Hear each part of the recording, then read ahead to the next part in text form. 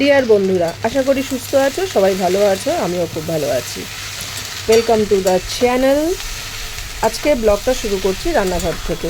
রান্নাঘরে এটা কি হচ্ছে বলো তো? ঢ্যাঁড়স আলু ভাজা, কালো জিরা, কাঁচা লঙ্কা, পেঁয়াজ ফোড়ন দিয়ে। কার কার ফেভারিট একটু জানিও তো দেখি। তার সাথে হচ্ছে তিতার ডাল। এই গরমে তিতার ডাল আর টক ডাল ছাড়া কোনো ডালই ভালো লাগে না। তো আমরা বানিয়ে নিচ্ছি আজকে লাঞ্চে তিতর ডাল, ঢ্যাঁড়স আলু ভাজা, আর হচ্ছে মাছ হবে, আর একটা কিছু একটা বড়া কিছু একটা করে ফেলবো।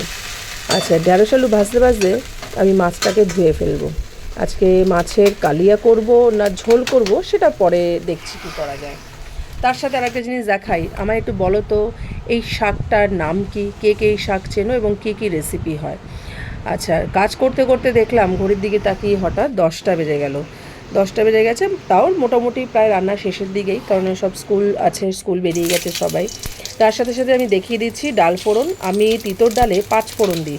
তোমরা কে কে কোন ফোড়ন দাও ডালে আমায় একটু জানিও। তিতর ডালে বিশেষ করে 5 ফোড়নের ফ্লেভারটা আমার খুব ভালো লাগে, তার সাথে একটু আদা দিয়ে দিই, দারুণ লাগে। মাঝখান থেকে আমি নিজের জন্য একটু নিজের পরিচর্যা করার জন্য একটু নুন চিনি জল বানিয়ে নিলাম। তাতে লেবু দিয়ে আমার 1 গ্লাস, মার 1 গ্লাস। এই নুন চিনি জল সারাদিনে যে আমি কতবার খাই লেবু দিয়ে ধারণার বাইরে, কারণ এটা আমার ভীষণ এনার্জেটিক লাগে, এনার্জি দেয় আমাকে। তারপরে সঙ্গে সঙ্গে আমি ওপরে চলে এসে আমার ঘরগুলোকে গুছিয়ে ফেললাম, যেটা আমাদের ডেলিকার কাজ থাকে। একজন হাউসওয়াইফ বলে না, সবাই নিজেদের ঘরটাকে একটু গুছিয়ে গাছিয়ে রাখতে সবারই খুব ভালো লাগে। বেশ একটা পজিটিভ একটা ব্যাপার আসে। এই জানলাটা থেকে প্রচণ্ড রোদ আসে, কিন্তু আজকে রোদ নেই, যার জন্য রোদের সাথে আমাদের জানলার সাথে আমাদের রোদও নেই। তো এই হচ্ছে আমার ঘর। আমার বেডরুমে 2টো বিছানা, টান টান করে আমার দেখতে ভীষণ ভালো লাগে। তবুও যতক্ষণ না ওরা স্কুল থেকে আসে ততক্ষণই টান টান থাকে। তারপরে আবার যেই কাছেই যাদের বাড়িতে বাচ্চা আছে তারা ভালো মতন গেস করতে পারো। তো এই হচ্ছে আমার বেডরুম। আমার পুরো সব পরিষ্কার হয়ে গেছে। এবার আমি স্নান করব, স্নান করে আমি চলে যাব আমার দোকানে।